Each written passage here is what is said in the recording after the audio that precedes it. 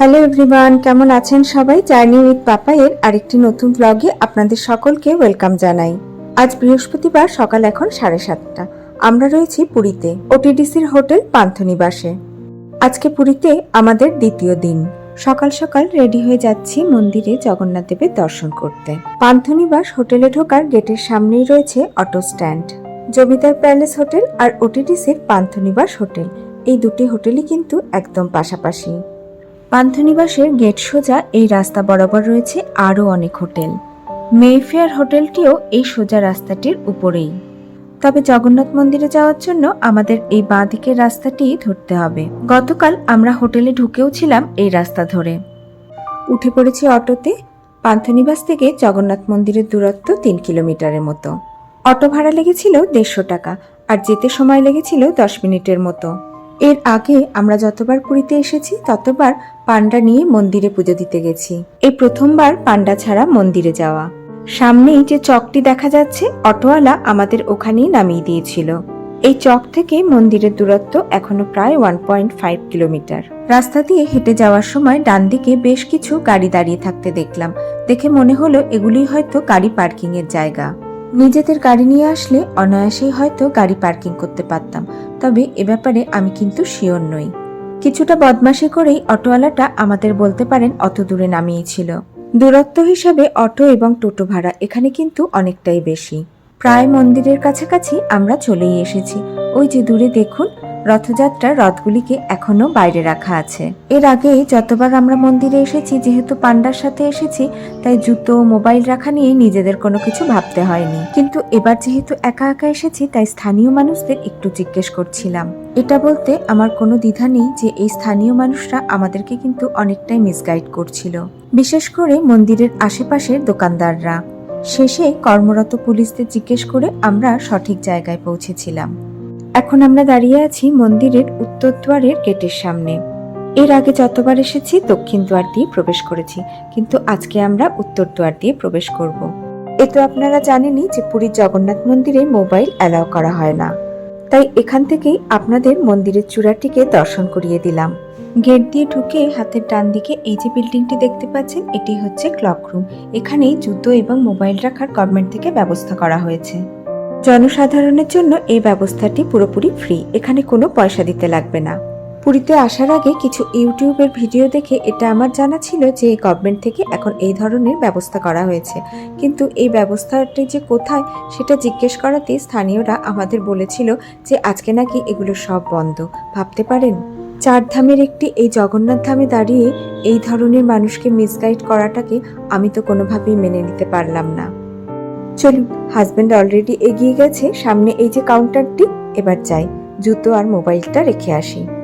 পুরীর মন্দিরে সরকার থেকে এই সিস্টেমগুলি এখন বেশ ভালো করেছে।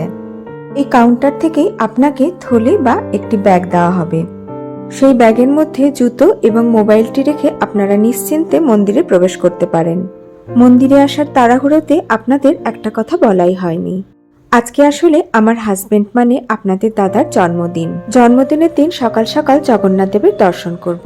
এর থেকে ভালো আর কিছু হতে পারে বলুন? যাই হোক, চলুন, 8টা বাজে, এবার মন্দিরে প্রবেশ করি। 8টায় প্রবেশ করে দর্শন সেরে আমাদের বেরোতে বেরোতে 10টা বেজে গেছিল। মন্দির থেকে বেরিয়ে এখন দুজনেই বেশ বিধ্বস্ত। আসলে কি হয়েছে বলুন তো? আমরা যখন মন্দিরে ঢুকলাম তখন কিন্তু জগন্নাথ দেবের দর্শন বন্ধ ছিল। ওই সময় চলছিল জগন্নাথ দেবের গোপাল বাল্লাবা পূজা, মানে জগন্নাথ দেব সকালে জলখাবার খাচ্ছিলেন। দর্শনের জন্য আবার দরজা খোলা হয়েছিল 9:30 থেকে। সেই জন্য 8টায় মন্দিরে ঢুকে আমরা 1.5 ঘন্টার মতো দাঁড়িয়েছিলাম। অবশ্য হাতে সময় থাকায় মন্দিরটিকে ভালো করে ঘুরে দেখতে গিয়ে প্রথমবার জীবনে জগন্নাথ দেবের রান্নাঘরে ঢোকার সুযোগ পেয়েছিলাম। এই রান্নাঘরটি দেখতে গেলে 20 টাকার টিকিট কেটে ঢুকতে হয়। এরপরে 9:30টার সময় যখন জগন্নাথ দেবকে দর্শন করার জন্য মন্দিরের দরজা খোলা হলো, তখন ভেতরে প্রবেশ করে সে এক হুলুস্থুলুস অবস্থা। বাইরে আমরা কিন্তু সবাই লাইন দিয়েই দাঁড়িয়েছিলাম। কিন্তু যেই মুহূর্তে মন্দিরের দরজা দিয়ে দর্শনের জন্য ভিতরে প্রবেশ করলাম, তখন থেকে শুরু হয়ে গেল ধাক্কাধাক্কি আর ঠেলাঠেলি। এত ঠেলাঠেলি হচ্ছিল যে হাত দুটো জোর করে যে প্রণাম করব সেটাও করতে পারছিলাম না। আমার সামনেই জগন্নাথ দেবের আরতির থালায় হোমের আগুনটি জ্বলছিল। ভিতরে এতটাই ঠেলাঠেলি হচ্ছিল যে আমার মনে হচ্ছিল যে কোনো মুহূর্তে একটা অঘটন ঘটে যেতে পারে। যাই হোক, মনের মতো না হলেও কোনো রকমে জগন্নাথ দেবের দর্শন সেরে একটা টোটো ধরে 10টা 10 নাগাদ আমরা হোটেলে ফিরে আসলাম। ফেরার সময় টোটো ভাড়া নিল 200 টাকা। হোটেলে ফিরেই সোজা চলে এসেছি রেস্টুরেন্টে, কারণ 10টার মধ্যেই এনাদের কমপ্লিমেন্টারি ব্রেকফাস্টটি শেষ হয়ে যায়। রেস্টুরেন্টে ঢুকে আমরা অবশ্য দেখলাম খাবার দাবার অলরেডি ওনারা তুলেই ফেলেছেন। গোটা রেস্টুরেন্টটি তখন প্রায় ফাঁকা। সেদিন ব্রেকফাস্টে আমরা শুধু পেয়েছিলাম প্লেন ধোসা, আলু কাবলি চানার ঘুগনি আর ভার্মিসেলি। খাবারের টেস্ট আমাকে যদি জিজ্ঞেস করেন আমি বলবো বেশ ভালো ছিল। জলখাবার খেতে খেতেই মন্দির নিয়ে আপনাদের দুটো কথা বলি। পুরীর জগন্নাথ মন্দির সকাল 5:30টায় খোলে আর রাত 9টায় বন্ধ হয়। মন্দির সারাদিন খোলা থাকলেও দর্শন কিন্তু সবসময় করা যায় না। জগন্নাথ দেবের বিভিন্ন ধরনের রিচুয়ালসের জন্য দিনের মধ্যে বিভিন্ন সময়ে দর্শন কিন্তু বন্ধ থাকে। সকাল 5:30টায় মঙ্গল আরতি এবং বেশ রিচুয়ালসের পরে 8টা পর্যন্ত আপনারা কিন্তু দর্শন করতে পারবেন। আর এই 8টা থেকে 9:30 পর্যন্ত গোপাল ভাল্লাভা পূজার জন্য দর্শন বন্ধ থাকে। আবার 9:30 থেকে দুপুর 1টা পর্যন্ত সবাই দর্শন করতে পারে। মাধ্যাহ্ন ধূপা পূজার পরে দুপুর 1টা থেকে বিকেলের সন্ধ্যা আরতি পর্যন্ত, মানে রাত 8টা পর্যন্ত কিন্তু মন্দিরের দর্শন বন্ধ থাকে। তাই সন্ধ্যের পরে আপনারা যদি জগন্নাথ দেবের দর্শন এবং পুজো করতে চান তাহলে রাত 8টার দিকে যাবেন। আসলে সবসময় পান্ডা নিয়ে সকাল 7:30টার মধ্যে পুজো দিয়েছি, তাই এসব বিষয়গুলি কিছুই জানতাম না। দেখেছেন, গোটা রেস্টুরেন্টে একটাও লোক নেই, শুধুমাত্র আমরা দুজনেই বসে আছি। পান্থনিবাসের এই রেস্টুরেন্টটির ভেতরে খুব সুন্দর করে ডেকোরেশন করা। ভিতরে সেন্ট্রালাইজ এসি থেকে শুরু করে বসার জন্য সোফা, চেয়ার, টেবিল, 2টো টিভি সবকিছুই রয়েছে। এখানে কর্মরত স্টাফেদের বিহেভিয়ারও কিন্তু যথেষ্ট ভালো। রুম থেকে যতবার আমরা ড্রিঙ্কিং ওয়াটার দিয়ে যেতে বলেছি খুব তাড়াতাড়ি এনারা সার্ভিস দিয়ে গেছেন। আর খাবারের স্বাদ যদি জিজ্ঞেস করেন তাহলে বলবো গতকালের লাঞ্চ থেকে শুরু করে আজকে সকালের এই জলখাবার অভিজ্ঞতা বেশ ভালো। পুরীতে ওটিডিসির এই পান্থনিবাস হোটেলে আপনারা পেয়ে যাবেন লিফটের সুবিধা। এনাদের এখানে ওপরে ওঠানামা করার জন্য রয়েছে 2টো লিফট, আর 2টো লিফটই বেশ বড়। প্রত্যেকটা ফ্লোরেই রয়েছে এরকম বিশাল বড় করিডোর। করিডোরে বসে থাকার জন্য আবার একটা সোফাও রাখা রয়েছে। আরও ওয়াটারের ফিল্টারটিও এই একতলাতেই রয়েছে।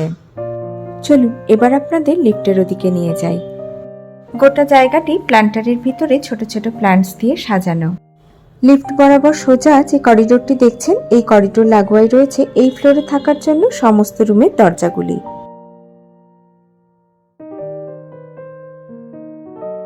শুধুমাত্র এই রুমগুলির সাথেই রয়েছে সামনের দিকে একটি করে সুন্দর ব্যালকনি।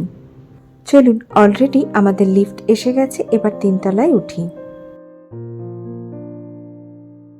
সেকেন্ড ফ্লোরে উঠে সবচেয়ে প্রথম রুমটি হচ্ছে আমাদের রুম।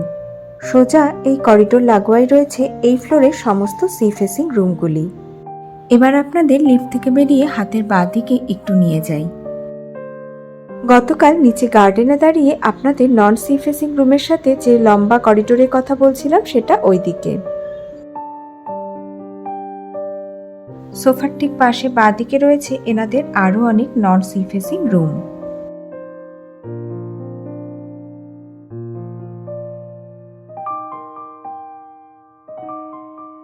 চলুন এবার সোজা ওই দিকে একটু যাই। যে করিডোরের বারান্দায় চেয়ার নিয়ে বসে আপনারা অনায়াসে পুরীর সমুদ্রকে দেখতে পাবেন। এই বারান্দার রুমগুলিও সব নন সি ফেসিং। তবে এই রুমগুলির একটাই সুবিধা, এই লম্বা টানা বারান্দার মতো করিডোর, যেখানে এসে বসলে আপনারা জানলা দিয়ে সুন্দর সমুদ্রকে দেখতে পাবেন। বারান্দা বরাবর সোজা গিয়ে বাঁদিক এবং তারপরে ডান দিকে রয়েছে এনাদের আরো অনেক নন সি ফেসিং রুম।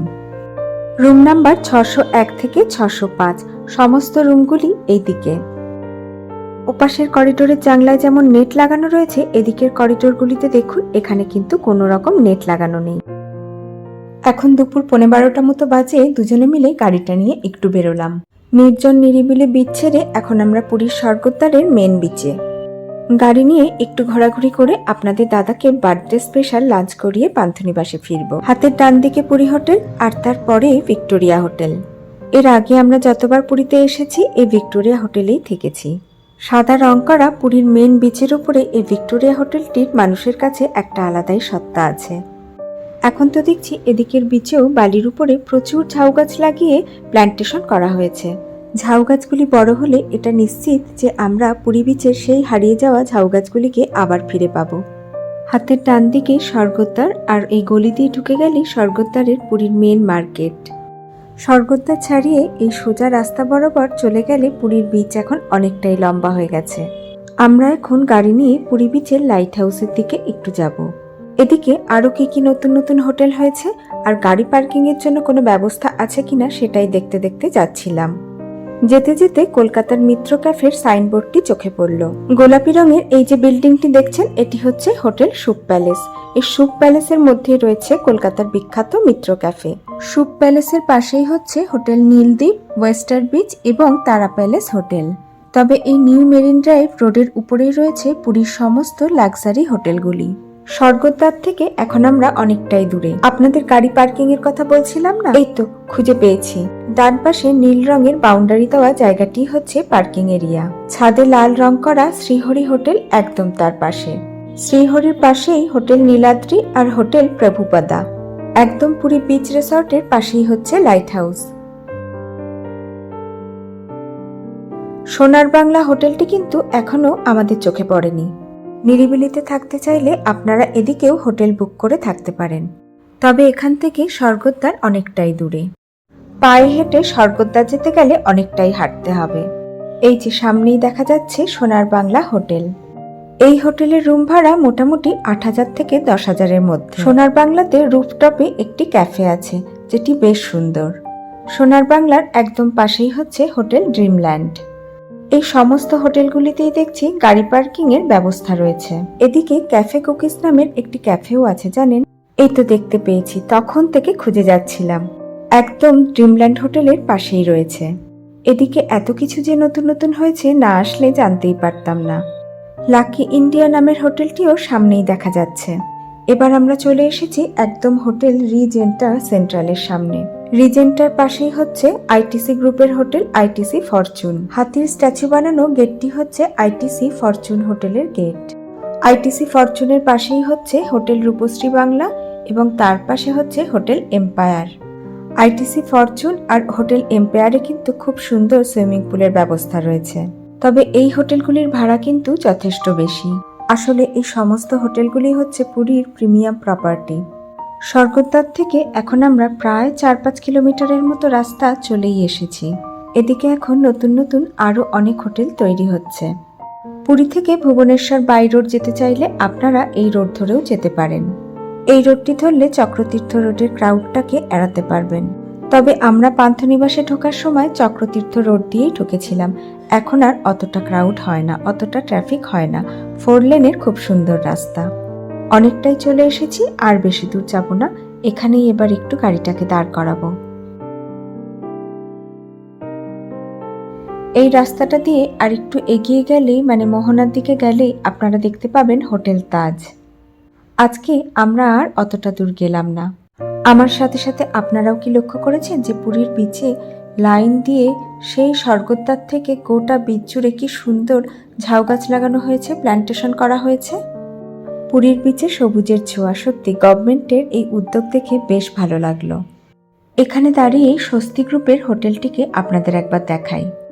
এই যে উঁচু বিল্ডিংটি দেখতে পাচ্ছেন এটি হচ্ছে স্বস্তি গ্রুপের হোটেল স্বস্তি প্রিমিয়াম। আমরা স্বর্গদ্বার থেকে এই রাস্তাটা দিয়েই সোজা এখানে এসেছি। পুরীতে এপাশের বিচে আসলে আপনারা কোনো লোকজনই দেখতে পাবেন না।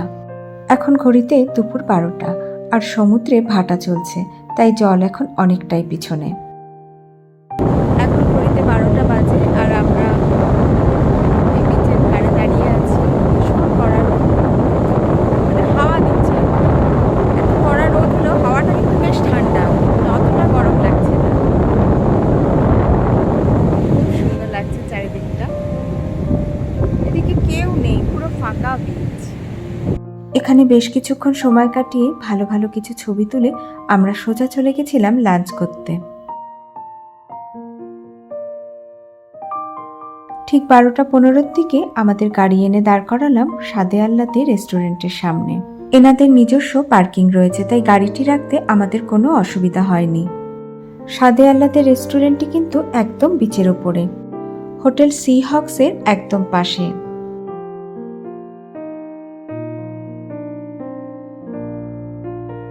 স্বাদে আহ্লাদে রেস্টুরেন্টটির পাশেই রয়েছে 16 আনা বাঙালি নামের আরেকটি রেস্টুরেন্ট। তবে আমরা ঠিক করলাম এই স্বাদে আহ্লাদে রেস্টুরেন্টেই আজকে আমাদের বার্থডে স্পেশাল লাঞ্চটি করব। এখানে আপনারা চাইনিজ এবং অথেন্টিক বাঙালি রান্না দুটোই পেয়ে যাবেন। চলুন আহারের সেরা ঠিকানায় এবার তাহলে ঢোকা যাক। রেস্টুরেন্টের ভিতরে যে খুব বড় জায়গা আছে তা কিন্তু নয়, ভিতরে খুব সুন্দর রবীন্দ্রসঙ্গীত গান বাজছিল। বাহ, সুন্দর বাংলা গান চলছে। গোটা রেস্টুরেন্টের অ্যাম্বিয়েন্সটা কিরকম সেটা একবার আপনাদের ক্যামেরা ঘুরিয়ে দেখিয়ে দিই। আমরা একটু তাড়াতাড়ি চলে গেছিলাম, তাই সেভাবে তখনও মানুষের ভিড় ছিল না। এনাদের মেনু কার্ড নিয়েই এখন দেখছি যে কি খাবার অর্ডার দেওয়া যায়। Fish fry, fish finger, fish কবিরাজি, প্রন কাটলেট, ফিশ কাটলেট সবই মোটামুটি আছে। বাহ, মাছের অনেক ধরনের বিরিয়ানি দেখতে পেলাম মেনু কার্ডে। ঢাকাই ভেটকি বিরিয়ানি, ঢাকাই ইলশা বিরিয়ানি আর ঢাকাই প্রন বিরিয়ানি, এই 3টে মাছের বিরিয়ানি আপনারা এখানে পেয়ে যাবেন। আর দাম মোটামুটি ওই 400 থেকে 700 টাকার মধ্যে। নিরামিষের মধ্যে রয়েছে শুক্তো, আলু পোস্ত, এঁচোড়ের ডালনা, ধোকার ডালনা, ছানার ডালনা, মোচার ঘন্ট, আর এগুলির দাম মোটামুটি 150 টাকা থেকে 220-র মধ্যে। অথেন্টিক কিছু বাঙালি মাছের প্রিপারেশনও রয়েছে, যেমন কচুপাতা চিংড়ি, এঁচোড় চিংড়ি, মোচা চিংড়ি, কাচকি মাছের চচ্চড়ি, আর এগুলির দামও মোটামুটি 150 থেকে 300 টাকার মধ্যে। মাটন খেতে চাইলে সেটাও পেয়ে যাবেন, আর চিকেন তো রয়েইছে। প্রন মালাইকারি, প্রন সর্ষে ভাপা আর ডাব চিংড়ি, এর দাম 420 থেকে 450-র মধ্যে। কাতলা কোরমা আর দই কাতলার দাম মোটামুটি 240 আর 250। পাবদা সর্ষে, পাবদা বড়ি, বেগুনের ঝোল, ধনেপাতা দিয়ে পাবদা, দাম মোটামুটি 280 থেকে 300-র মধ্যে। তবে পমফ্রেট মাছটির দাম এখানে বেশ অনেকটাই বেশি। কাতলাই বলুন, পাবদাই বলুন, পার্শি বলুন আর পমফ্রেট বলুন, এক প্লেটে কিন্তু একটাই মাছের পিস থাকবে। এনাদের মেনু কার্ডে যেটা দেখলাম সেটা হচ্ছে মাছের প্রিপারেশন সবচেয়ে বেশি। তেলকই, চিতল মাছের মুইঠা, ভেটকি পাতুরি থেকে শুরু করে ক্র্যাব মশালা। মাছের এত আইটেম দেখে কি যে নেব সেটাই বুঝতে পারছিলাম না। ইচ্ছা তো ছিল সবকিছুকে একটু একটু করে টেস্ট করি, কিন্তু পেটের ক্ষমতা আর মনের ইচ্ছা দুটো তো এক নয় বলুন। এখানে আপনারা থালি খেতে চাইলে সেটাও পেয়ে যাবেন। নিরামিষ থালি থেকে শুরু করে ফিশ থালি, চিকেন, মাটন থালি সবই আছে, আর দাম মোটামুটি 300 থেকে 490-এর মধ্যে। একদম শেষে এনাদের একটা স্পেশাল থালি দেখলাম, যার দাম ছিল 950। এই থালিটার দাম কিন্তু অনেকটাই বেশি। যাই হোক, মেনু দেখে আমরা আমাদের লাঞ্চের অর্ডার দিয়ে দিয়েছি, আর এখন অপেক্ষায় রয়েছি কখন সেই লোভনীয় খাবারগুলি আমাদের মুখের সামনে আসবে। সেদিন জন্মদিন স্পেশাল লাঞ্চে আমরা সবার প্রথমে স্টার্টারে নিয়েছিলাম দুজনের জন্য 2টো ফিশ ফ্রাই। পেঁয়াজ লেবু দিয়ে সাজানো, কাসন্দি দিয়ে পরিবেশন করা ফিশ ফ্রাইটি খেতে অসাধারণ ছিল। ফিশ ফ্রাইয়ের ভিতরে ভেটকি মাছটিও ছিল একদম অরিজিনাল ভেটকি মাছ। সাইজে এতটাই বড় ছিল যে আমাদের দুজনের মোটামুটি ফিশ ফ্রাই খেয়ে পেট অর্ধেক ভরেই গেছিল। মেন কোর্সে নিয়েছিলাম প্লেন রাইস, শুক্তো আর ক্র্যাব মশালা। 1 প্লেট ক্র্যাব মশালাতে 2টো বড় বড় কাঁকড়া ছিল। আসলে বার্থডে বয় মানে আমার হাজবেন্ড কাঁকড়া খেতে প্রচণ্ড ভালোবাসে, তাই বার্থডে বয়ের ইচ্ছাতেই বলতে পারেন এটা নেওয়া হয়েছে। 2টি রান্নার টেস্টই ছিল যথেষ্ট ভালো, তবে শুক্তো হিসাবে আমার রান্নাটি একটু বেশি অয়েলি লেগেছে, আর কাঁকড়াতে মশলা তো বেশি ছিলই। এখানে যে কাঁকড়া পাওয়া যায় সবই সমুদ্রের কাঁকড়া, কলকাতার মতো লাল কাঁকড়া কিন্তু নয়। আলু, পেঁপে, কাঁচকলা, করলা, সজনে ডাঁটা, বড়ি দিয়ে শুক্তোটা মোটামুটি মিষ্টি মিষ্টি করে ভালোই বানিয়েছিল। দাঁড়ান আপনাদের একবার কাঁকড়ার সাইজটা দেখাই। বেশ বড় সাইজের কাঁকড়া, কিন্তু রান্নাটা অতিরিক্ত তেল মশলা দিয়ে করা ছিল। অবশ্য রেস্টুরেন্টের রান্না তো হবেই বলুন। তবে বার্থডে বয় পছন্দ মতো জিনিসটি পেয়ে বেশ খুশি। একদম শেষ পাতে মিষ্টি মুখ করার জন্য নেওয়া হয়েছিল স্বাদে আহ্লাদের স্পেশাল মিষ্টি দইটি।